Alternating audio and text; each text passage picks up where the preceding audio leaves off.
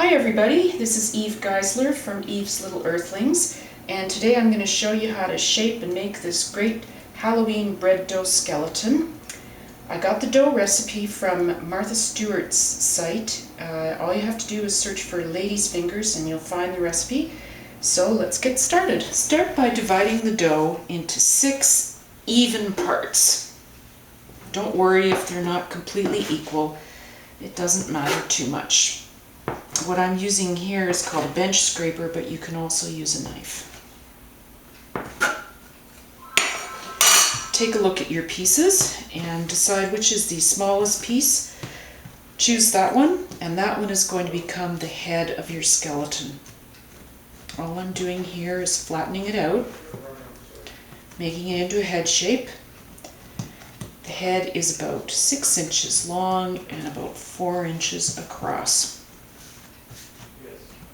It helps if you work on a counter that doesn't have any flour on it, and that helps the dough to stick to the counter a little bit so that you can work with it. When you got a shape that's like a head, you're going to poke holes into it to make eyes.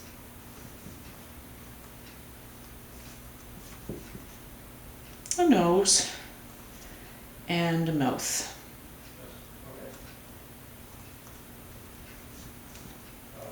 There's the head of the skeleton.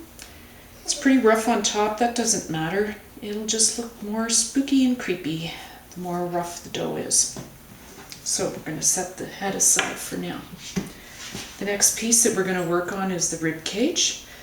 So we'll grab the largest piece, if you can see a difference, to turn into the rib cage.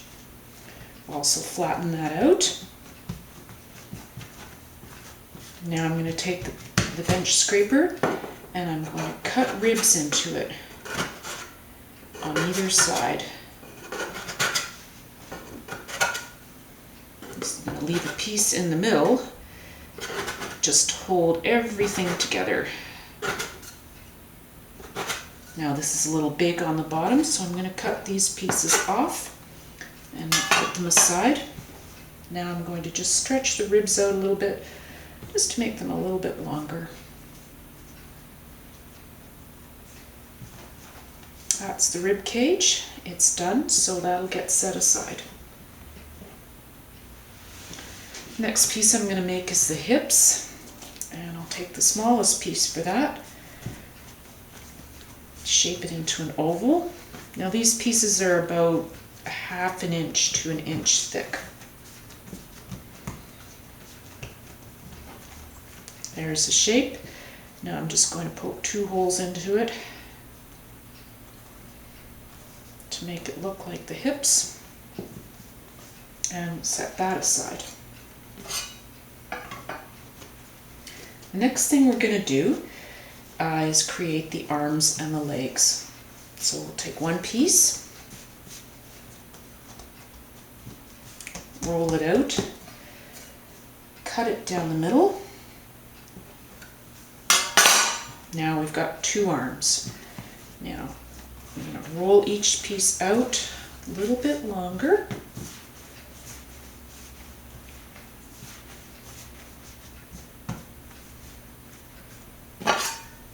Cut them. Just make sure they're the same length. Cut them. These are going to become the arms. Now we'll put those aside.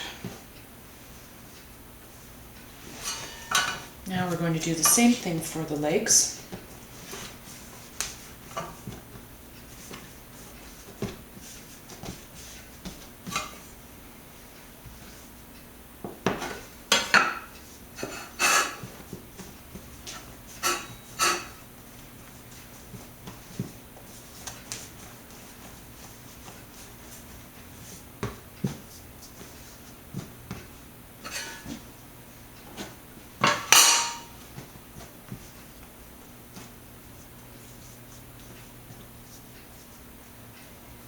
Tops and bottoms of the legs.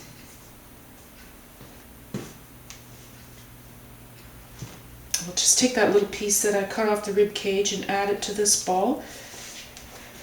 And this ball that's left over here will be for the feet and the arms. So we'll cut it in half. Then we'll cut each of those pieces in half. First thing I'll make is the feet.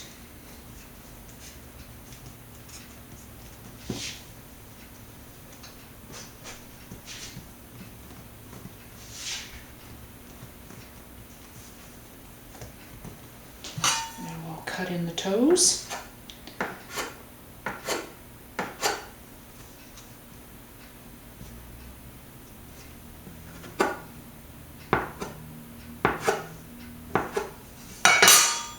Give those a little shape.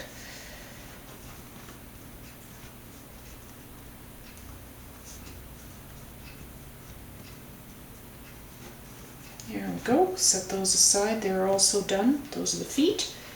And the arms are going to look pretty much the same, just a little bit rounder, not quite as long.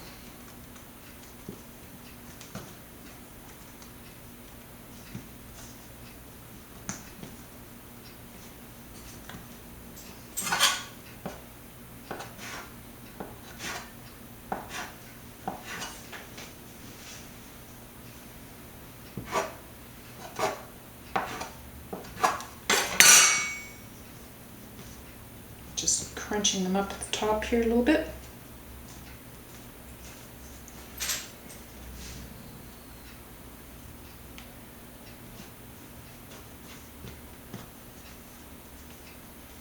There are the hands finished.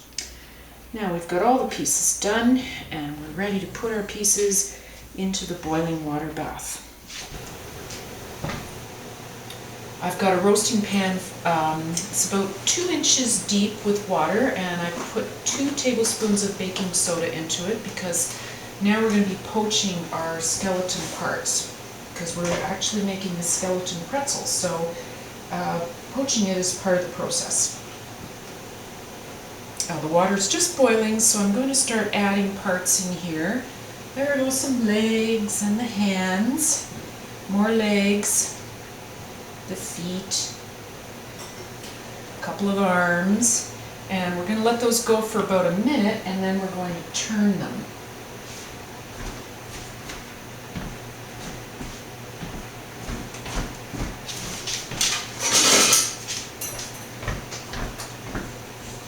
I've got a set of tongs and a pie server and a slotted spoon.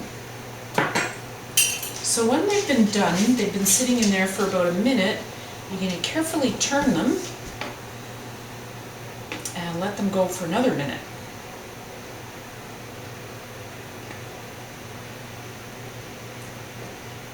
Don't worry if you break a finger off, you can always kind of stick it back on later. It just looks creepier when parts are broken off. There, I'd say a minute's gone by, so I'm just going to carefully pick these pieces out and drain just a wee little bit. I'm putting them onto a cookie sheet that's lined with parchment.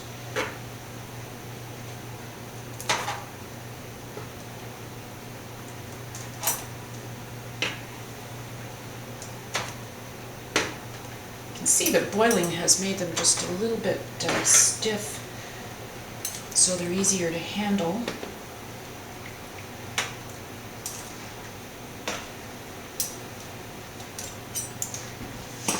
Now I'm going to put in the second batch and do the same. In goes the head, the hips, and I guess these are 2 legs that are left over. And here come the ribs. The ribs are the trickiest part to turn. And now we're going to wait about a minute and then I'm going to fish these guys out. I'm going to carefully lift the ribs out.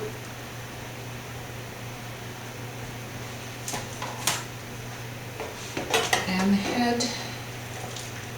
Let it drain.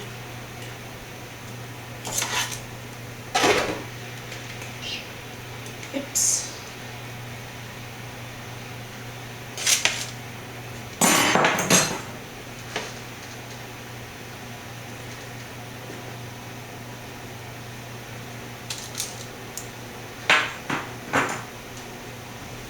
I preheated the oven to 375, and now I'm brushing the tops of all the skeleton parts with a mixture of a beaten egg and a tablespoon of water.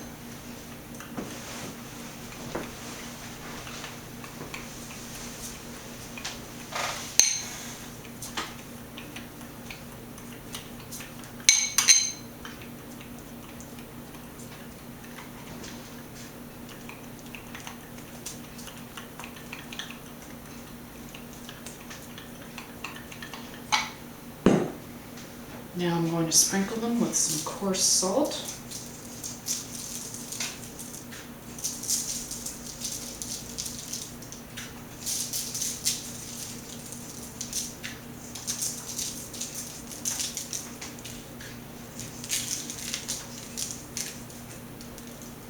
And we'll slide them into the oven to bake for about 20 minutes.